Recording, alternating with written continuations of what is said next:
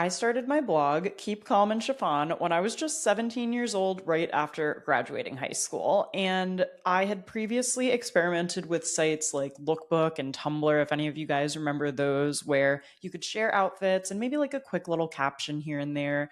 And I feel like those were the very early days of personal blogging. When I finally chose to like get my own domain and create my own space in 2012, it felt really substantial. It felt like a big deal to officially mark my own little corner of the internet. And at the time, blogging looked completely different. So Instagram had just been acquired by Facebook that year. TikTok didn't even exist yet, really. And the internet as we know it was just not nearly as large or expansive as it is today. I really started my blog as a summer experiment to document my outfits and had no idea that it would still exist 14 years later, or that one day I'd be sitting down to record a podcast episode in celebration of its anniversary. In the time since I started the blog, I graduated college, got my first job, moved to my first New York City apartment off campus, ended up moving back to New Jersey, got married, a whole host of things, and the blog has really been with me through them all. So today, in honor of the 14th anniversary of my blog this week, I thought it would be fun to do an episode dedicated to blogging, talk a little bit about how my blog has changed over the years, tell you what I think the state of blogging is today, and whether or not it's too late to start a blog. And spoiler alert, it's not. Before we get into the main topic of conversation today, let's first do a little create and consume. As far as what I was creating this past week, I was just away this last weekend in Nantucket with Andrew and my parents, and I am going to have a whole Nantucket vlog over on my YouTube channel and also a Nantucket blog post that more so contains like our itinerary and links to everything we did and more of like a set plan on my blog, of course. So as soon as those two links are live, I'll be sure to add them to the show notes. And I can tell you guys more about the trip like in both of those formats. But as far as what I was creating that I wanted to share, I'm going to link to a reel that I made from the trip.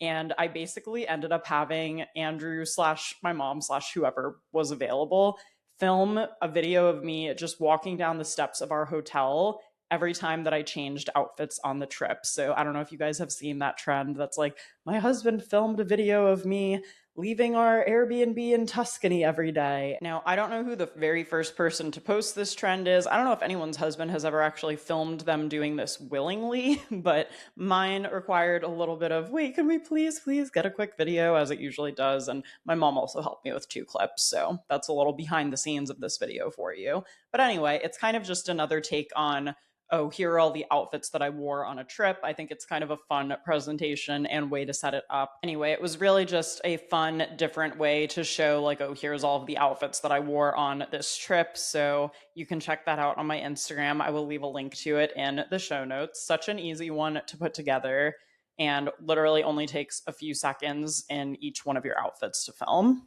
And then for what I've been consuming this week, while we were away, the Knicks actually won the NBA Finals, and I do not know one single thing about basketball truly, except for like a couple of plot lines from One Tree Hill. But what I can tell you is that the vibes were high and the energy was amazing in the city over the weekend. And I never thought that I would have FOMO over missing being in New York when the Knicks eventually won the NBA Finals. But all of the videos that I saw from over the weekend of people watching the games on like projectors just on the side of the streets and like dancing around the city, singing Empire State of Mind and stuff, it just made me so happy to see. And I've been loving consuming all of that content. I've been loving seeing all of the videos of the Knicks players celebrating, how happy like Timothy Chalamet is about the whole thing. Again, do not know anything about basketball, have not watched one single game for this season. Not going to pretend to, be a fan. Although, of course, if I had to pick teams to root for, I would love to root for the New York teams. And I've just been enjoying seeing how happy it's made everyone and how much joy is there. And I look forward to seeing that continue throughout this summer with the World Cup as well. Also, I'm recording this episode on Tuesday. And yesterday, the goalkeeper from the Cape Verde team had a shutout against Spain, which was completely unexpected. At the time I'm recording this, he has gained over 5 million followers on his Instagram in less than 24 hours just because of how unbelievable his performance was. And I just feel like that is such a good reminder for anyone, especially if you're listening to this episode. I feel like you are interested in growing your online presence or building something online or on social media. This is just a reminder that, like, you just never know who's going to be watching, and you never know what one moment in your career could change everything for you. So, if that's not some good motivation and some wholesome social media content for the consume section of this week's episode, I don't know what is. And be sure to let me know what you guys have been creating and consuming as well. As always, all the ways to get in touch are always in the show notes. So you can leave a comment, you can send me an email, you can send me a DM, and tell me what you are making and watching this week. Let's move into today's chat all about blogging, my blog, the longevity of blogs, how blogs are changing with AI tools, and so much more. So I want to just start out by saying that every couple of months, I feel like I suddenly see this big chatter kind of roll through the internet, primarily on threads, but also on some other platforms where people are like, "Oh, blogging is coming back from the dead. Like, blogging's been dead for years, but maybe now it's not." And I always think this conversation is so silly and so funny because blogging has never been dead to me. I have been blogging consistently for the last 14 years. So there just has not been a point in that journey where I've stopped. Maybe I took like 1 month off 6 years ago. I can't even remember what the details of that would be. But in my eyes, blogging has never gone anywhere. It really has just evolved. And there continue to be like new waves of people who discover blogs either as readers or as bloggers themselves. That always brings this conversation back to the forefront. So I always find it funny when people are like, "Oh my gosh, blogging isn't dead. What's going on?" And it's like, nothing's going on. It's just, the short form video content really grabbed our attention for a little while here. And then people cycle out of that the same way that we see fashion trends cycle through, right? Like hemlines rise, hemlines fall. We see the cyclical nature of that. And I feel like, in the same way that the pendulum of social media swung so hard in the direction of short form content, I guess you could say from what, like 2019 to 2024, I do feel like the pendulum is also swinging back in the direction of long form content. We've seen that from the emergence of a million people having their own podcasts, including me, including this one that you're listening to. We've seen it in the form of Substack, YouTube vlogs, and now we are continuing to see it as people continue to turn their attention back to blogging. So that's just my thoughts on that phrase. If you have heard that recently, or if maybe a comment about that even made you click on this episode to listen to. So I just thought I would start out by saying that blogging was never dead. It just really evolved. And even though user behaviors have changed in some ways too, right? Like, you might now go to TikTok to search for cute restaurants on Nantucket if you're planning a trip there versus going straight to Google, or you might even be asking ChatGPT or Gemini for recommendations too. So I think that people assume that everyone gets their information from the same places that they do, but I think there are still plenty of people who go through the very standard way to search the internet that was the standard starting from like 2005, and that you could argue has been the standard for almost 20 years, which is to go to your web browser, type in google.com, and search for what you're looking for. I do think also that, especially during the pandemic, our attention spans shrunk so much because of all of the short form content, because of this inundation of like, suddenly now everyone is a creator, everyone's making content. The amount of content that is made and produced, even in just a single day today, we have to remember is more than like could be published in a month on the internet literally just a couple short years ago. So it is crazy, the volume and the expanse of that. And I think while our attention spans have shrunk, we're also, reading less. I think that is very clear from literacy rates and how people have kind of lost their media literacy over time. And a lot of people are consuming content now that either they are reading very top level and they're not thinking critically to understand the slightly deeper level or context behind that, or they are reading things that are completely falsified or generated by AI or coming from unreliable sources. And they're taking that information at face value and not asking any further questions or not looking into it further. So I think there's that whole combination and that storm, right, of like our attention spans are shrinking. There are certainly the impacts of the pandemic to consider on school and literacy and all of those things. And on top of all of that, our behaviors have just changed and evolved as well. Now, it's pretty obvious why the pendulum really swung hard in the other direction towards social media, especially in the last few years. But while people were creating on social media, bloggers were still blogging in the background. And I think that's because true bloggers know the edge that having a blog has over just your standard Instagram or TikTok account. So let's talk a little bit about the edge that blogs have over social media platforms in general. I do think that searchability is still number one. And don't get me wrong, I've gotten great recommendations from people on TikTok from searching for things, but I find that Instagram search is still it's still really not great, and I don't understand why Instagram has not mastered this yet.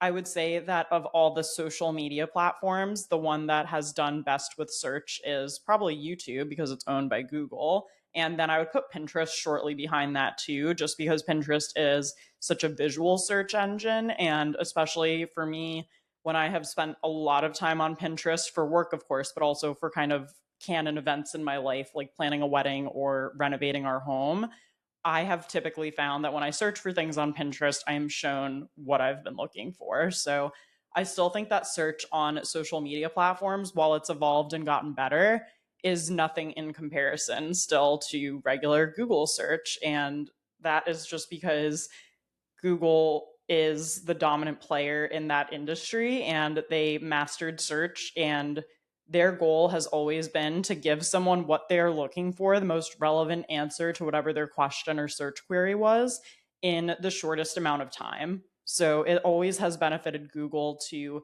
recommend trustworthy, great, reliable sources to people and to get that information to them in the fastest, most convenient way possible. I mean, people are still going to Google every single day to search for how to pitch a brand, search for what is the best skincare routine for oily skin, to search for a whole myriad of things. And in 2026, search, like organic Google search, is still the number one traffic driver for my blog, Keep Calm and Chiffon. So far in 2026, organic search is bringing in just over 75% of my total website traffic. Also, sorry guys, I feel like my voice is a little hoarse right now. I have been having a rough couple of nights because our air conditioner has actually been out. So I feel like I've been sleeping without the blanket and blasting the fan on me. So I feel like I sound a little bit congested slash maybe tired because I also didn't get much sleep last night. But I've got my outline here. I'm still ready to power through the rest of the episode, but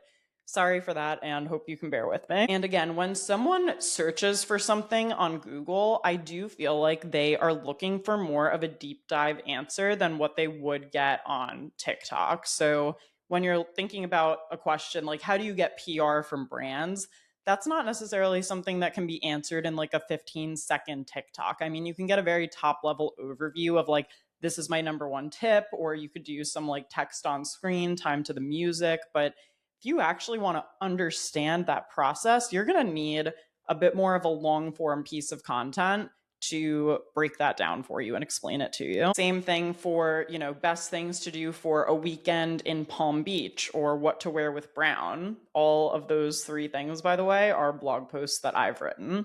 And those are terms that I have been able to validate that people are actually searching for based on doing keyword research to see, oh, like people actually are asking the question, what do I wear with brown? They are looking for recommendations for different color combinations. They're looking for what kind of fabrics of brown clothing should I buy to mix and match with things, like what should I do color wise for fall? What should I do for spring? Are there any colors I shouldn't wear brown with? Like, not just thinking of the one question, but almost all of the follow-up questions that come along with it. The same way that when you Google something and it says like, were you also searching for what not to wear with brown, how to style brown for fall, like all of those kind of follow-up questions, if you can get as much of that information as possible into your blog post and have the most thorough and detailed explanation of something from your own firsthand experience, that's one of the best ways to build trust with Google and start ranking for your blog and the terms that you are already an expert in that you could see yourself writing about anyway, that then other people get to read about and see. Another big edge that I think that blogs have over social media is that they really are kind of like the true archives of the internet. It is so rare these days that we keep such like physical artifacts of things or even a good majority of digital things. So much of our content has a short lifespan these days. You know, you could post one Instagram reel and it could peak for like 48 hours and then no one could ever see it after that.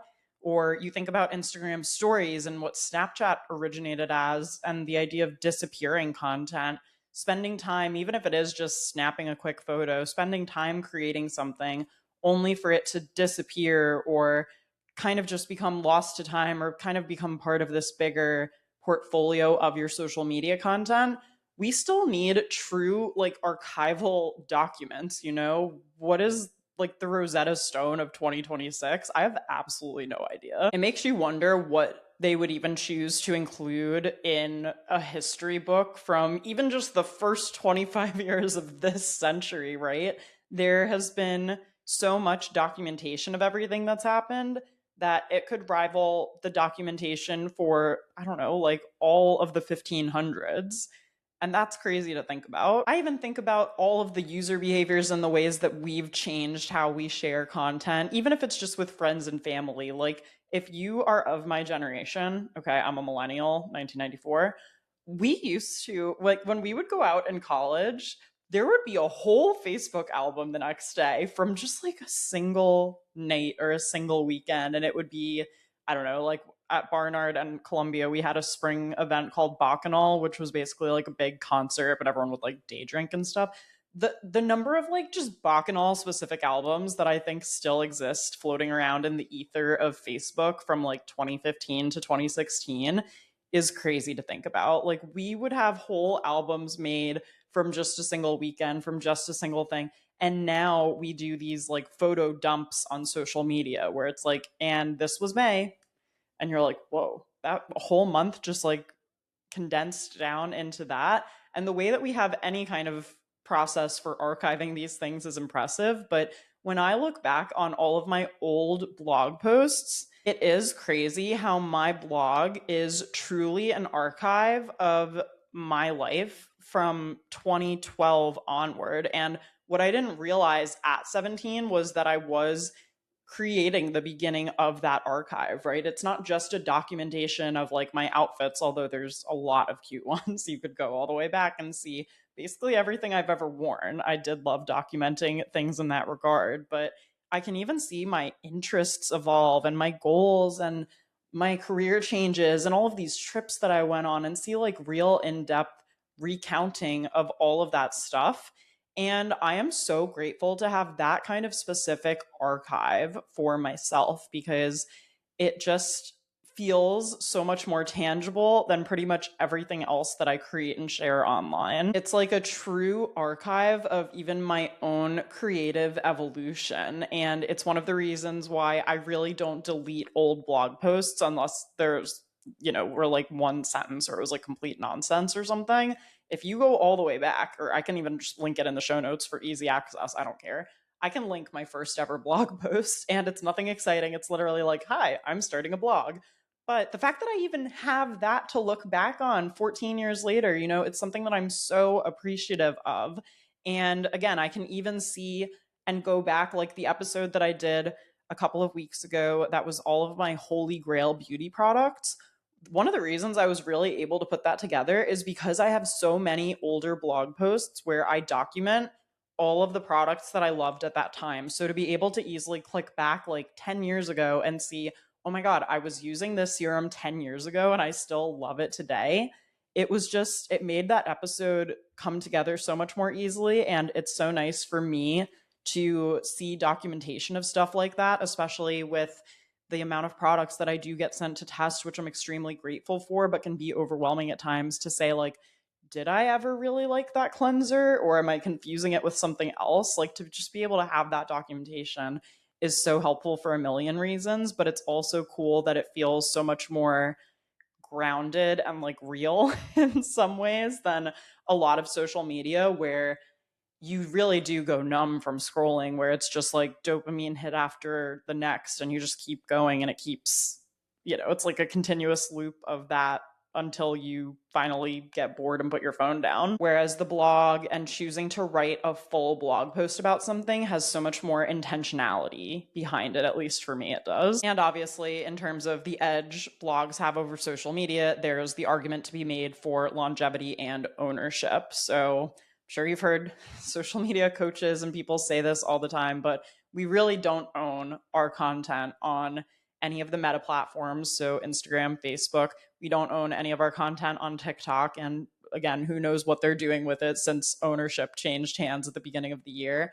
And also Pinterest and even YouTube, your account could get flagged at any strange time for any weird reason, and it could be completely out of your control. And to lose access to an audience that you worked so hard to build would be such a rough blow. It would be such an unfortunate way to like end your social media journey, or to realize like, oh, I wish I had diversified sooner, or I wish that I had something that I had a lot more ownership and control over. So I really do think this is like a good quick little reminder. I hope everyone who's listening knows this already. I assume if you're all seasoned content creators, you probably have a pretty good idea. If you're newer actually to content creation though, I used to do a lot more creator tips videos on my YouTube channel, and I do have a whole playlist called Influencer 101. So if you want to dive more into like that side of stuff, I can link that playlist in the show notes too. So just as a reminder, you don't own your content on Instagram, TikTok, Pinterest, but you do own your blogs, your email newsletters, and your own whole content archive.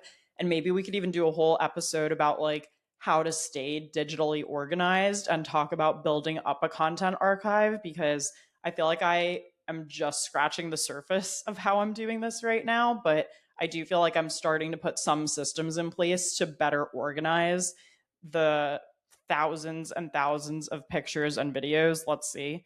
My library on my phone right now says I have 54,700 items. So we should probably have a better system for organizing that, but I could, kind of start to sort through things and make a whole system of staying digitally organized. So if you guys would be interested in some kind of episode like that, or how to like build and curate your content archive, let me know, because I could potentially put something together. Again, I don't think that blogging ever really died off or stopped, but I do think, in contrast to all the other platforms you can be creating on at any given time, that a blog is very underrated.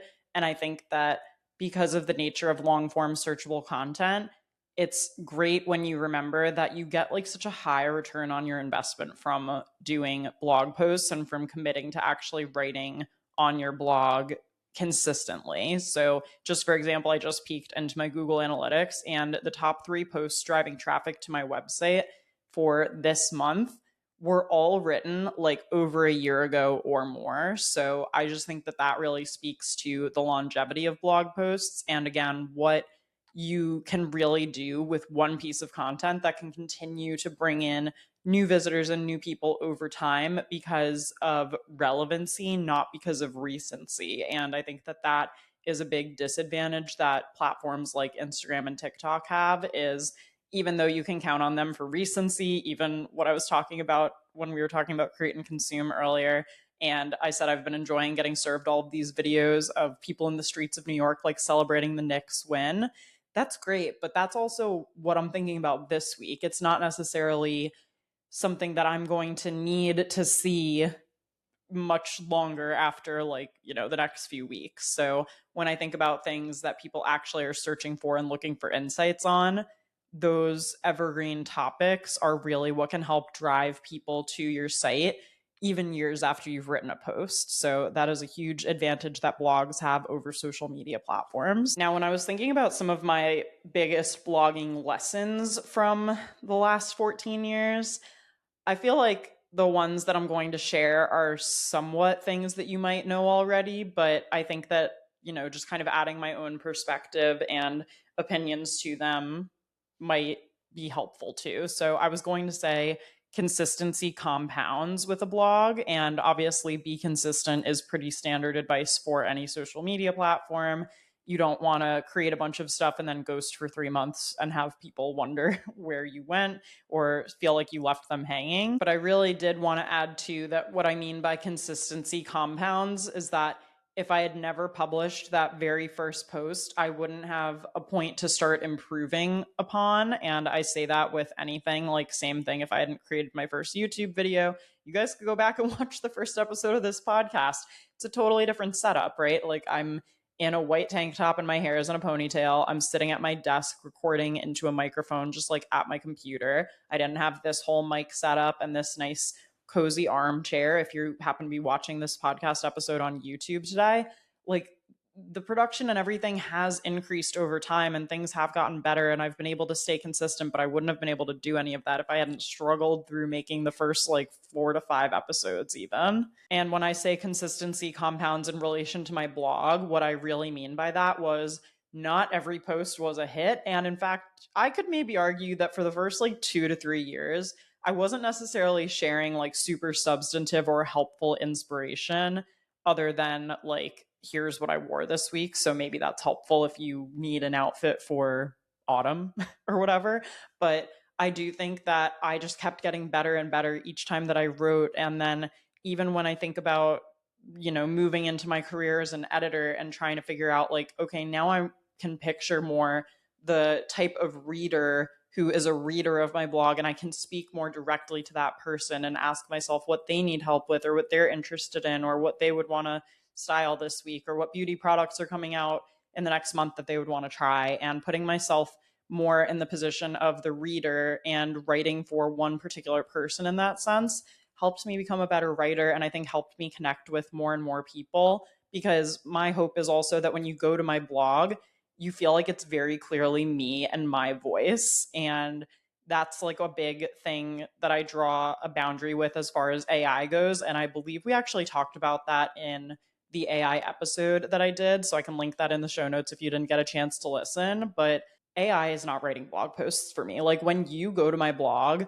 you will know that it's me because you can see my voice and you can hear me saying the things that you're reading. And I think that that is super important and something that I always try to maintain from an authenticity standpoint and for what I want my blog to represent, because for me, it is still so much about writing, and writing is something that comes from my brain. It's not something that I need ChatGPT to do for me. Keep Calm and Chiffon is so much a piece of my identity and my personality that it's like even too sacred for me to even hire like a guest writer. Like I've never, every single post I've written on Keep Calm and Chiffon has been written fully by me. So that's something that I'm really proud of and something that I feel super strongly about just for my personal brand and for my personal blog. I will also say with blogging, one big thing that has helped me find success is also quality over quantity. And I think this is kind of different from like the very early days of blogging, which almost would feel like message boardy or kind of like a quick post on a Reddit thread where maybe you pop in and you write like a couple paragraphs and you upload it as the blog post. But what I've noticed has actually helped drive traffic and also helped me feel, again, like I'm really getting a return on my investment of time, is going pretty deep on topics and also tapping into my own personal experience to create blog posts that feel really complete and feel really helpful. And I would rather spend more time on a blog post and publish less frequently to make sure that the level of quality that I'm after is maintained. So again, I think like quick news stories, again, unless you want to create that kind of website, it is something that is getting a little harder, especially with Instagram and TikTok, to just kind of rely on quick SEO hits or quick little write-ups, even if there's something trending going on that you might get a couple of clicks from. I personally find that you can burn out really easily from doing that, and that focusing on more like long form evergreen content is a better way to build that sustainability with your site. Long form content keeps people on my site for longer, and it gives them a better chance to develop know, like, and trust with me, which could also ultimately mean more ad revenue if they want to go and read other articles on my site, more affiliate revenue if they find a product that I mention in the post that can actually help them or solves a problem for them. It can lead to so many other opportunities. I will also say that I think your niche with blogging can evolve. You will definitely grow faster if you start with a niche. And for me, I started with fashion pretty exclusively. Like, I think the first 4 years of my blog were just outfits. And when I finally branched out and wrote my first beauty post, I was so nervous because I didn't feel like I had any expertise in beauty. And I realized that my experience is my expertise. So even just by sharing my own everyday makeup routine, I believe that was my first ever beauty blog post that I did on my site. I was still providing value just by providing insight into like what I use and what I've tested and what I've tried, even if I wasn't an expert to say like, and here's what this ingredient combination actually does once the product is made, because I didn't know all of that yet. I know a lot more about that stuff now because I've also now had the pleasure of interviewing, dermatologists and estheticians who have even been quoted as experts on my blog, like really doing my research and due diligence now. But starting back then, like, your experience is your expertise. And I would say that picking one niche to start is a good place to go. But again, I started with fashion and now I blog about fashion, beauty, travel, content creation tips, and just other lifestyle topics as they kind of come up. Like, I published a blog post this past spring all about hosting tips for book club. That's not something I really foresaw back even just a couple of short years ago, but that blog post kills on Pinterest. Like, the pins for that also help drive traffic to my site.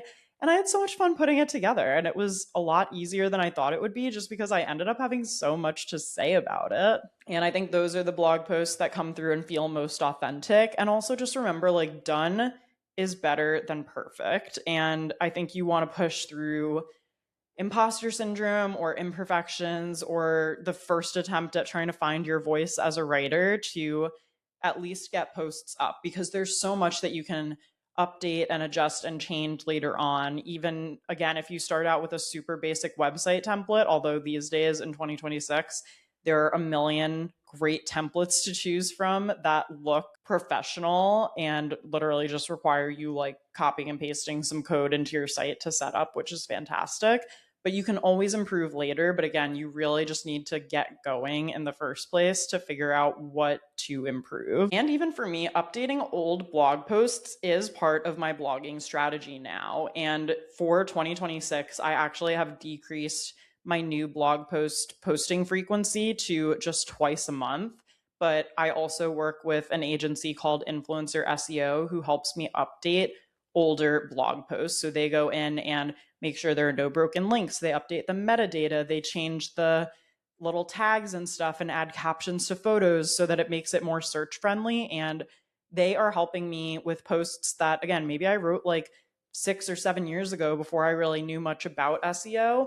And it just means that they are helping content that is already ranking and has helped people for years and has driven traffic to my site for years continue to be more visible and continue to have the information that Google is looking for when it has to scan through every website to help figure out what the most best and relevant pieces are to show to the person who is Googling for something. If you have a lot of old blog posts that you think would benefit from that service, I can link Influencer SEO in the show notes if you want to check them out. But also, even if you have a self-hosted WordPress site, you can go in and look through the Yoast SEO plugin to just see if there are any, like, they use a green light for good, yellow light for could be better, and a red light for not good system to rate all of their articles on their SEO scores. And you could literally go back through that and even just start with all of the red ones and be like, okay, I want the red to change to green. Like, what are the instructions from Yoast for how I would need to update this post so that it would get a better score? And I mean, blogging today, obviously, is pretty different than what it looked like when I first started in 2012. And again, I had like Tumblr and Lookbook before that, but I kind of count the start of my blogging journey as 2012 because that's when I really got my own domain. And back then, I was even reading all of the OG fashion bloggers' sites. So I was like daily would check Fashion Toast and Brian Boy and Sea of Shoes and Susie Bubble, and I would wait to see if they had a new post because whatever it was going to be, I was so excited to read what it was and see their outfits and stuff. And back then, I would say like fashion bloggers truly dominated. You would subscribe to like email RSS feeds if anyone remembers that. I feel like people also left a lot more comments. Everything was shot on a DSLR. Like the iPhones were not up to par back then. And thank goodness that technology has evolved now.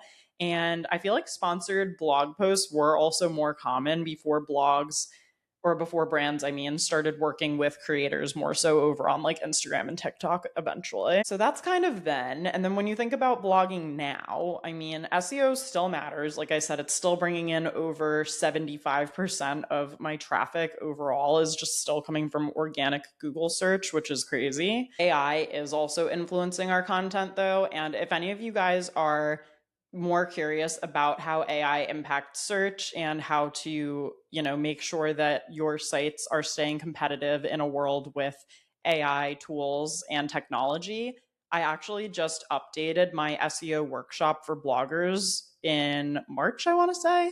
And I added a whole new section of information about how to deal with AI and how to optimize your blog for search in a world of AI. So if you guys are interested in that workshop, I can also leave a link to it in the show notes.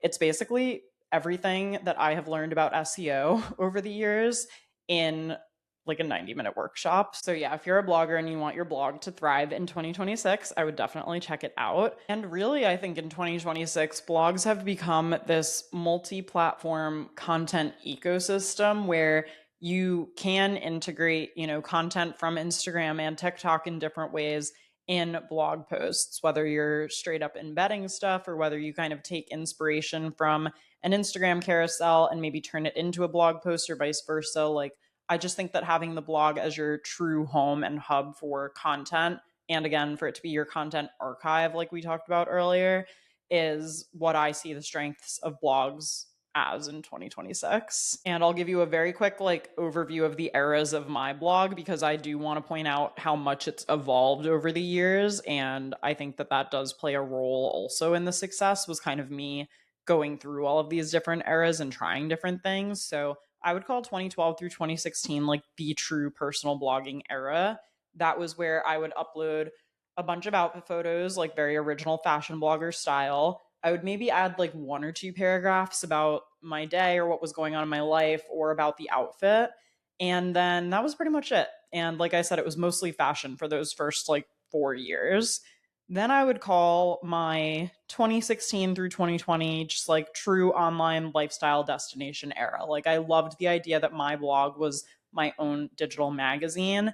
This also coincides with the time that I was working at magazines and when I first graduated college and was living, on my own in the city. So I feel like I really started publishing a lot more intentional content. Again, taking a lot of that knowledge of what I was learning working at a magazine and how to write for a specific audience and tuning that into my blog a lot more. And this was where I would also start to branch out and write posts about, travel and lifestyle and beauty and even a little bit the behind the scenes of being a creator. Now, I would call 2020 through 2023 my like industry expert era because during the pandemic, like a lot of people, you're stuck at home, you're a little bored, so I really took that actually as the time to start investing more in my SEO knowledge and education. So that really helped propel my blog forward. It got me into an ad network for the first time, and it increased the number of monthly visitors to my blog. And it made me want to be really intentional about that type of content and teach other people how to do it too.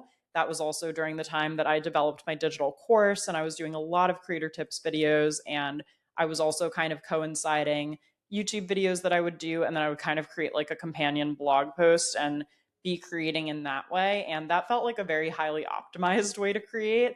And I'm really proud of all the resources I created in that time. If you go to the career section of my blog right now, you'll see that the most posts probably in that category were published between like 2020 and 2023.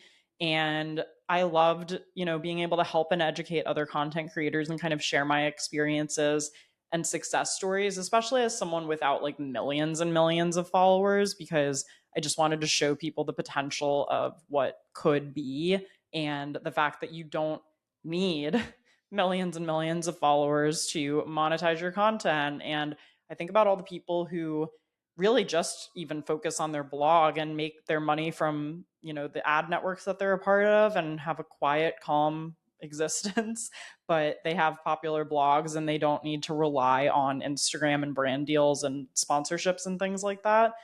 So there's a million different ways that you can go about your content creation journey. And I think that this era was a good reminder of that for me. However, I will say that in 2024, I had a big pivot, especially like it started with my YouTube channel and then it kind of trickled out to all of the rest of my content pillars too. And it even was around the time that I was launching this podcast, which I said from the beginning, I wanted to be very lifestyle-y and not have one specific niche or focus. Which was that the best business decision? Like, I don't know. Again, the podcast, as much as I take it seriously and I consider it part of my business, I really don't generate specific revenue from the podcast outside of like affiliate links as of right now. So for me, the podcast has always been about community building first. And I honestly like and don't mind that there is not as much of an attachment to numbers and a pressure on the podcast for me as I feel that there is on other platforms. But again, I really feel like launching the podcast, attending Made on YouTube, which was like my first brand trip that I got to go on with a brand since becoming a full-time content creator. It was just an overnight stay in the city, but YouTube put me up at a hotel. They invited me to Made on YouTube. And I really saw the potential for what my channel could be, but I felt so limited and so stuck at the time. So I ended up doing a big pivot where I pivoted out of like the creator coach slash industry expert umbrella and went right back into lifestyle content and what I love, which on YouTube looked like vlogging. On the blog, I had kind of like still been sprinkling in other posts, even though I went pretty heavy on the creator tips, I was still writing fashion roundups. I was writing like what to wear to a socially distanced picnic, or, that's just one off the top of my head that I know for sure I published in 2020. And then also with the podcast, of course, I always wanted this to be broad and for it to be a kind of a la carte, like, again, maybe not every episode is for you. Maybe you prefer to listen to the social media and content creation related episodes and you skip over the beauty ones. Like, whatever you want to be here for, I'm so happy to have you. So anyway, I made this big pivot on YouTube, which I know I talk about it's an episode called How to Pivot. It's probably episode like 22 or something. Actually, I think that's exactly right. And it's from pretty early on in the podcast, but I talk more about that decision of pivoting and why I did it. Again, I think the return to lifestyle content on the blog and where it all began has made me such a happier creator, because I still do keyword research and validate that people are looking for what I'm blogging about, but I love that I'm not restricted to just like one single topic or one single format for posts. I really like that I still get to be creative with the structure of how I position things, because even for like a travel guide, maybe one travel guide is 10 best things to do in this city. Maybe one travel guide is how to spend a weekend here.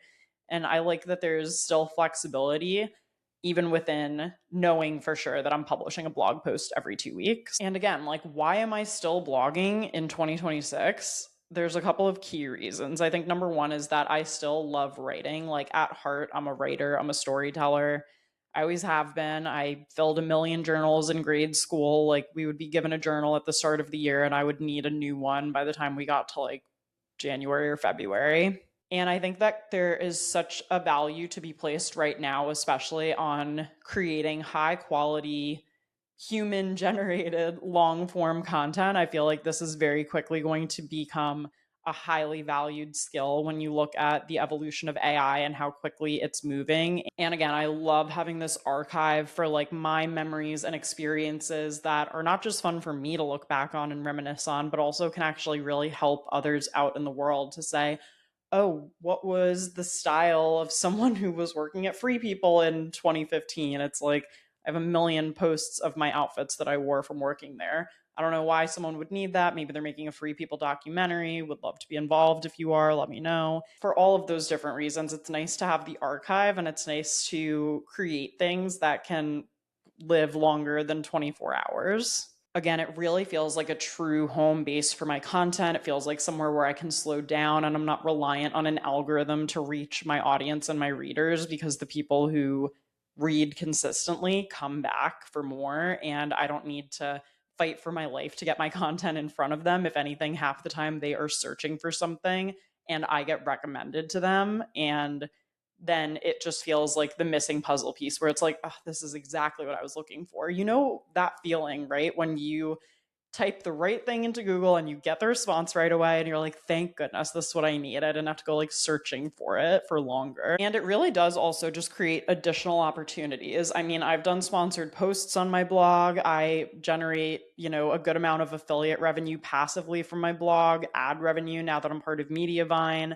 I've gotten press features from my blog, and literally the list goes on and on. It really can open the door for opportunities, though, which I think is fantastic. So should you start a blog in 2026? Absolutely. As long as you really want to, though, I would say. And I think a lot of people these days are opting to go the Substack route rather than start a blog. And I actually have a whole episode. I know I've referenced a lot of other episodes today, but it's because I go a lot more in depth about that topic in that episode. And if I were to spend more time on it on this episode, it would be ridiculously long. But I do have a whole episode about Substack and actually why I don't have one, mostly because I feel like the blog really fills that area of content for me. But if you are looking for a return to long form, if you're looking to build your own digital home on the internet and not just have a social media profile, I think blogging can be fantastic. So I would say you start a blog if you want to build authority, if you genuinely enjoy writing, if you want to create searchable content, if you really want to own your own platform and audience, and also if you have expertise and experience to share. Again, I think like first person experiences and expertise in the world of AI are going to just become more and more important. So sharing things in your voice with your personality, with pictures, whether you took them on your iPhone or whatever the case is, it's so underrated, and we need more people doing that.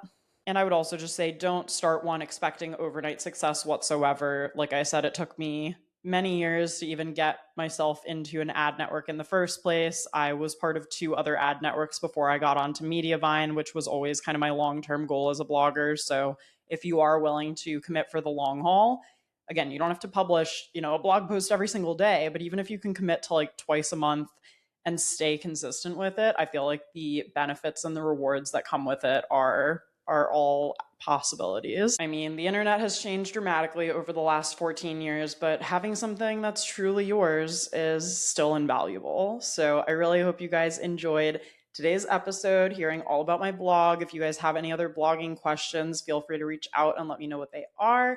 Thanks again for being here today, and I'll talk to you all again next week.